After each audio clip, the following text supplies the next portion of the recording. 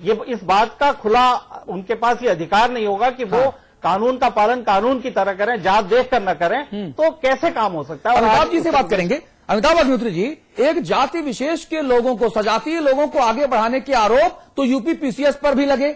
उत्तर प्रदेश लोक सेवा आयोग के सामने आज भी 15,000 छात्र छात्राएं धरना प्रदर्शन कर रहे हैं, उनके ऊपर आप लाठियां चलाते हैं, वाटर कैनन से हमला करते हैं, और फिर इस तरह के जो अधिकारी, जो दुराचारी हैं, जो दुष्कर्मी हैं, आप उनको गले लगाते हो। जो ईमानदार अधिकारी हैं उन्हें आप हटाते हो। उसके बाद आप प्रदेश में अच्छी कानून व्यवस्था होने का ढोंग प्रचारित करते हो, मीडिया के ऊपर कहते हो कि असली दागी आप हैं, बाकी सब ठीक है। आपको याद होगा रामगोपाल जी ने कहा था, आपको याद होगा शिवपाल जी ने कहा था।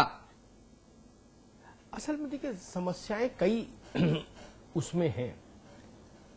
अभी थोड़ा वक्त पहले, कुछ घंटों पहले मुलायम सिंह से रेवती रमन मिले, इलाहाबाद के सांसद। उन्होंने मुलायम सिंह यादव से कहा कि जो आंदोलन बच्चे कर रहे हैं, इस आंदोलन की आग में इलाहाबाद और फूलपुर दोनों लोकसभा सीट हार जाएंगे हम। ये बहुत गलत काम हुआ जो आयोग ने किया है, यादव ने, अनिल यादव नाम अगर मैं सही याद कर रहा हूं, अध्यक्ष लोक सेवा आयोग उत्तर प्रदेश। मुलायम सिंह जी ने मालूम उनको क्या उत्तर दिया? उन्होंने कहा मुझे तो पता ही नहीं ये क्या किसने कर दिया, और अखिलेश को भी नहीं पता, मैं दिखवाता हूं। तो सरकार कौन चला रहा है? अगर अव्वल तो वो आपके कोटरी का आदमी यादव जो अध्यक्ष बना, इसलिए आपके संज्ञान के बिना कर नहीं सकता। और अगर ऐसा कर दिया आपके संज्ञान के बिना, तो ऐसा वफादार नौकर भी किसी लायक नहीं होता जो मालिक की नाक से मक्खी हटाने की बजाय मालिक की नाक काट दे। ऐसे नौकर को तो तत्काल बाहर करो भाई, ठीक बात। पहली फुर्सत में इसको विदा करो, ठीक बात। इस अध्यक्ष को ये स्थिति पैदा हो गई, हर जगह ये स्थिति पैदा हो गई, पुलिस में भी ये स्थिति पैदा हो गई, छोटे छोटे ठेकेदार हो गए। मुझे याद है विधानसभा चुनाव चल रहा था, एक उस चैनल पर मैं था और समाजवादी पार्टी के वरिष्ठ नेता रामगोपाल जी थे। तो मैंने कहा था उनसे कि जब आप वोट के समय गलत व्यक्ति की मदद लेंगे तो आपकी सरकार अगर आएगी तो वो आपसे उसका प्रतिदान मांगने आएगा ही आएगा। वो कहेगा कि इस इलाके की खुद मुख्तारी मुझे दीजिए, यहां का डीएम में, तहसीलदार में, कलेक्टर में, कप्तान में, सीडीओ में, बीडीओ भी मैं ही, और मैं मैं मैं पर्यावरण मंत्री, मैं जंतु उद्यान मंत्री, यानी इस जिले का मालिक मैं रहूंगा। मेरा नाम सीपू सिंह हो, टीपू सिंह हो, कोई सिंह हो, वो आदमी तो खुद मुख्तारी मांगेगा। ठीक बात। कैसे रोकोगे उसको? बताओ कैसे रोकोगे? आपके लिए जो गोली चलाएगा और गोली खाएगा, जब आप सत्ता में आ जाएंगे तो आप उससे कहेंगे अनुशासित रहो। टेलीविजन के लिए, प्रेस रिलीज के लिए ये बात समझ में आ सकती है कि समाजवादी पार्टी ने एक रिलीज जारी की कि भाई सब लोग अनुशासन में रहे जी, लेकिन अनुशासन कैसे रहेगा जी।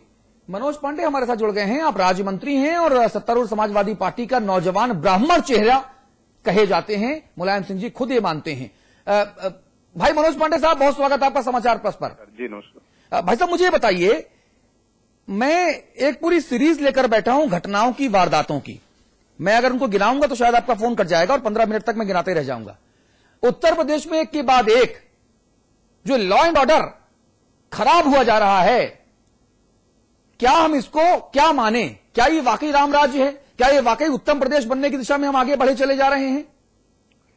देखिए, जहां तक कानून व्यवस्था का सवाल है, हाँ। तो सरकार की ये प्राथमिकता है और पूरी ताकत से सरकार इस चीज पर लगी हुई है। नहीं, लेकिन आपकी प्राथमिकता हकीकत में दिख नहीं रही ना।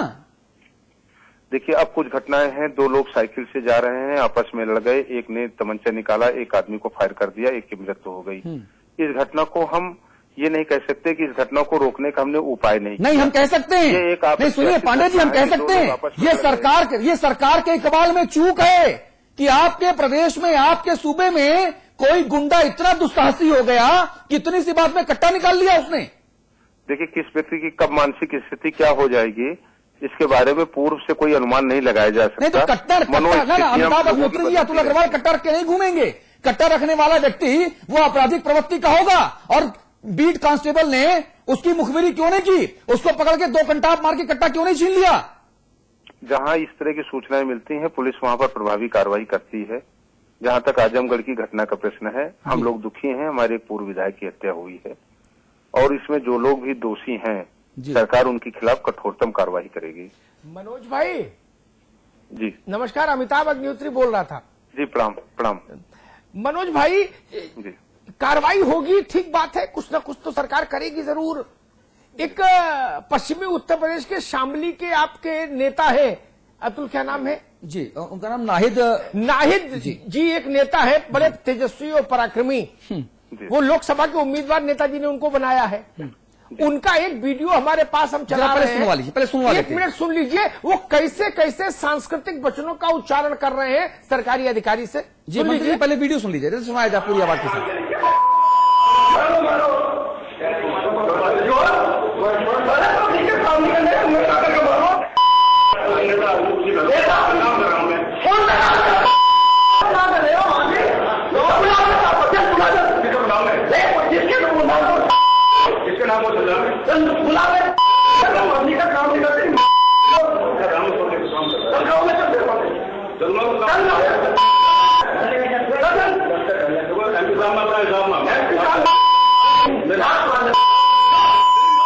पांडे जी एक सेकंड, एक मिनट मैं थोड़ा बता दूं जरा।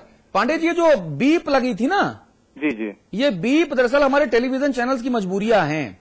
हम गाली दिखा नहीं सकते। ये एमएमएस मैं आपको आपके मोबाइल फोन पे भेजूंगा अभी 9 बजे अपने शो के बाद। आप सुनेंगे तो शायद शर्म से चेहरा लाल हो जाएगा। कैसे गुंडा है ये व्यक्ति, किस मवालीपन से ये बातें कर रहा है। नाहिद हसन, इनकी मां बसपा की सांसद हैं। ये अपनी मां के लिए काम करवाने पहुंचे थे लेखपाल के पास, विनोद कुमार के पास। आप हैं सपा के, बसपा की सांसद महोदय की तरफ से आप पहुंच रहे हैं और कैसे कैसे गालियों का इस्तेमाल कर रहे हैं, और ये आपके नगीने हैं। मनोज जी, मेरा सवाल थोड़ा सा इतर है। जी। आपके लोकसभा के उम्मीदवार, उसकी मां किस पार्टी में है, मेरा इससे लेना देना नहीं। यह व्यक्ति अगर जीत गया तो यह आपके संसदीय दल का सदस्य होगा 2014 में। यही होगा ना।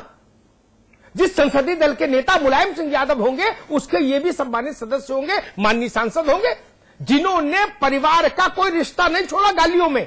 मां, बहन, बेटी सबको सम्मानित कर दिया सार्वजनिक स्थान पर। इन लोगों के रहते कानून का राज लागू होगा? ऐसे लोगों के रहते कानून का राज चलेगा क्या? मनोज जी, ये प्रदेश में कानून नहीं चलाएंगे। कानून चलाएगी जो है, जो संविधान है, जो नियम है, जो हमारा भारत का संविधान बना हुआ है, और उसके अगुवा उत्तर प्रदेश में माननीय अखिलेश यादव जी हैं। मनोज जी, उस संविधान में ये सार्वजनिक स्थल पर मां बहन की गाली, अभद्र भाषा, हिंसा वो आदमी कर रहा है जो लोकसभा का घोषित उम्मीदवार है। नहीं, और अगर संविधान संशोधन में ये सब आ गया हो तो हम और अमिताभ जी अनभिज्ञ हैं। ये सपा की जानकारी में होगा कि भारत के संविधान में संशोधन करके गाली देने का एक और अनुच्छेद जोड़ दिया गया। हमको नहीं पता इसके बारे में। समाजवादी पार्टी इन सब चीजों पे कभी विश्वास नहीं रखती है। तो फिर नाहिद हसन को अभी तक पार्टी से बाहर क्यों नहीं निकाल फेंका गया? मनोज जी, तहसीलदार को मार रहा है ये गुंडा। मानेंगे भी नहीं और मारेंगे भी नहीं। हम लोहिया की उस विचारधारा को लेकर केवल गरियाएंगे, मां बहन से रिश्ता तोड़ेंगे दूसरों की। हो सकता है, हम लोगों का नहीं। तो ये नाहिद हसन कौन है? नहीं, अब उन्होंने क्या कहा ये तो हमने सुना नहीं है। और आपने जो सुनाना भी चाहा वो भी जो है आवाज यहां तक नहीं आई। मनोज पांडे साहब, ये आवाज तो बहुत दूर तक गई है, और अगर ऐसे ही अनभिज्ञ बने रहे तो फिर जनता अगर इस आवाज को सुनकर वोट करेगी तो फिर क्या करेगी भाई साहब, बताइए। जी, एक उसमें से एक अंश में ढूंढ पाया हूं जो मैं बोल सकता हूं स्क्रीन पर, बाकी तो बोलने लायक नहीं है। वो अंश है, अगर काम नहीं करेगा तो नंगा करके मारूंगा। ये वो बोल रहे हैं भरे ऑफिस में, तेल डाल के जला दूंगा, ये भी कहा। तेल डाल के जला दूंगा। ये सांस्कृतिक शब्दों का उच्चारण, सौहार्द भरे शब्दों का उच्चारण ये लोकसभा का कैंडिडेट कर रहा है। ऐसे में गाजीपुर से गाजियाबाद तक कैसे समाजवाद जीवित रहेगा, कैसे लोकतंत्र रहेगा, कैसे पुलिस का इकबाल रहेगा? दरोगा तो सिगरेट लाने में और चाय की व्यवस्था करने में लगे हुए हैं। मैं आपकी इस बात से सहमत हूँ। कुछ लोगों ने 2007 से लेकर के 12 तक जो स्वामी प्रसाद जी वगैरह बैठे हैं, इनकी मुख्यमंत्री ने जिन जिन शब्दों का इस्तेमाल एक संवैधानिक पद पर रहते हुए कि तू हरामी है, तू चोर है, वो मतलब ऐसे से राजनेताओं को इन्होंने तमाम नामों से अलग कर रहे हैं। ये वापस कर रहे हैं आप लोग। वो एक नई परंपरा इन्होंने बना दिया। अच्छा, तो ना उस परंपरा को आगे बढ़ा रहे हैं आप लोग? नहीं, हम उन शब्दों को सूत्र समेत वापस कर रहे हैं। उस परंपरा के हैं कि हम मानेंगे भी नहीं, लेकिन किसी को मारेंगे भी नहीं। हाँ। लोहिया की इस विचारधारा को लेकर हम सब चलने वाले लोग हैं। पांडे जी, बहुत ईमानदारी से एक बात कहूंगा, चूंकि ब्रेक का वक्त हो गया है। क्या आपको अभी भी दिल से लगता है, दिल कहां तक के बोलिए, क्या ऐसे गुंडे, मवाली, शरारती, दुष्कर्मी, व्यभिचारी लोग माननीय मुलायम सिंह जी को दिल्ली दरबार में प्रधानमंत्री बनवा पाएंगे? दिल से बोलिएगा भाई साहब। देखिए, न किसी गुंडे के बल पर समाजवादी पार्टी है और न किसी मवाली के बल पर समाजवादी पार्टी है।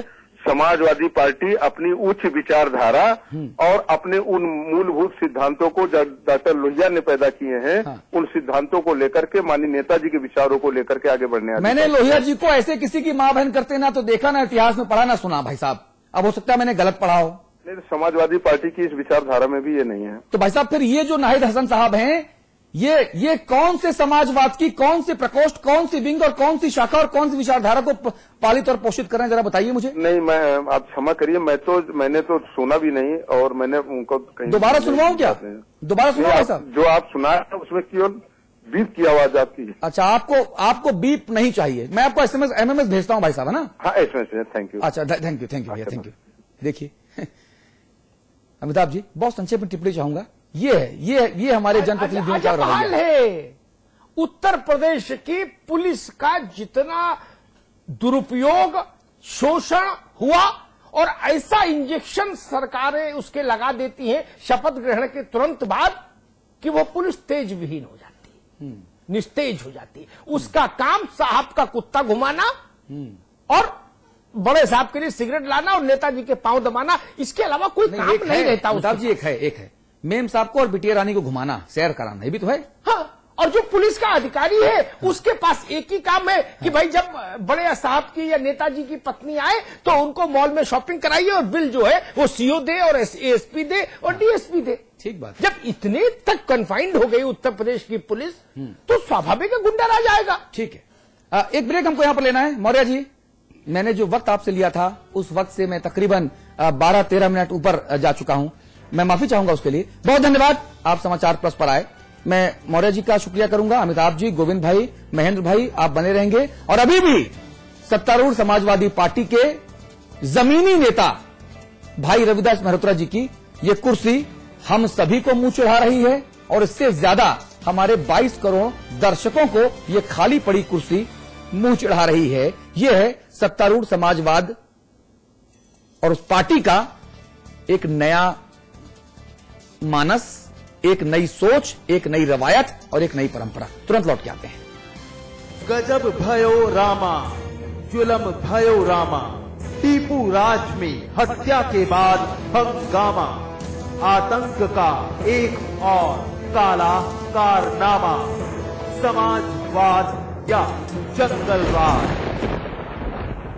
JB Institute of Technology, Dehradun, the best institute of engineering with best faculty and good infrastructure. JB Institute of Technology, inspiring minds, transforming lives. NH 72 Chakrata Road, Dehradun. Julie, my love of my life. Julie! उंगली खुजली ने plan बनाया quickly और pipe दबाया quickly.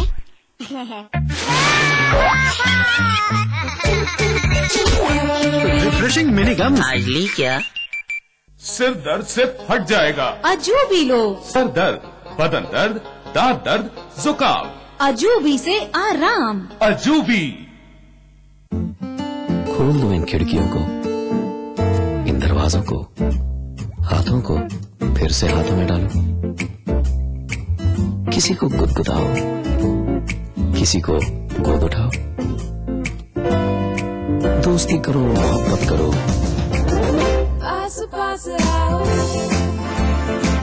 पास पास आओ, पास पास आओ। गले मिलो, आंख मिलाओ, किसी को अपना बनाओ। ताया ताई, मौसा मौसी, सबसे प्यार करो। पास पास आओ। आसपास।